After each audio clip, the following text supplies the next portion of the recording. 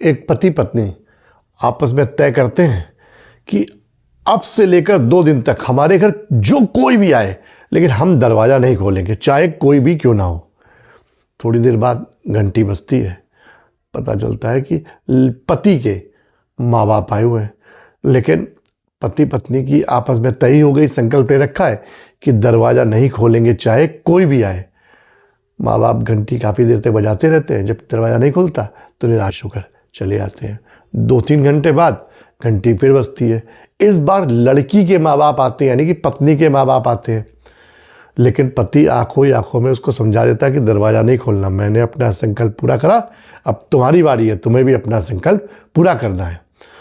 पत्नी पूरी कोशिश करती है, लेकिन उससे रहा नहीं जाता और जाके वो दरवाज़ा खोल देती है। अंदर माँ बाप आते हैं, उनका स्वागत सत्कार करती है, बैठाती है। 2-3 घंटे माँ बाप चले जाते हैं और जैसे ही माँ बाप जाते हैं, पत्नी के घर में युद्ध शुरू हो जाता है कि तुमने अपना संकल्प निभाया नहीं, जबकि मैंने अपना संकल्प निभाया। काफ़ी देर लड़ाई झगड़ा होता है। खैर, बात ख़त्म हो जाती है। कुछ सालों बाद उनके घर में एक बेटा पैदा होता है और उसके 2-3 साल बाद घर में उनकी एक बेटी पैदा होती है। जब वो बेटी पैदा होती है तो पति जो है वो पति बावला हो जाता है, बिल्कुल बहुत खुश हो जाता है। अपने घर में ढोल वालों को बुलाता है, बड़ी सी दावत देता है, सब खुश होता है।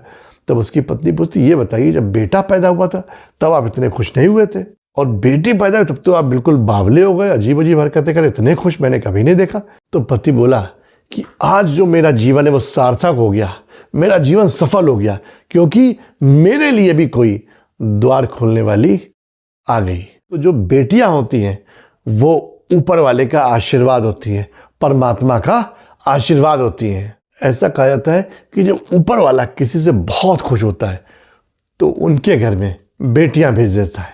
तो अगर आपके घर में भी बेटियां हैं तो आप बहुत सौभाग्यशाली हो।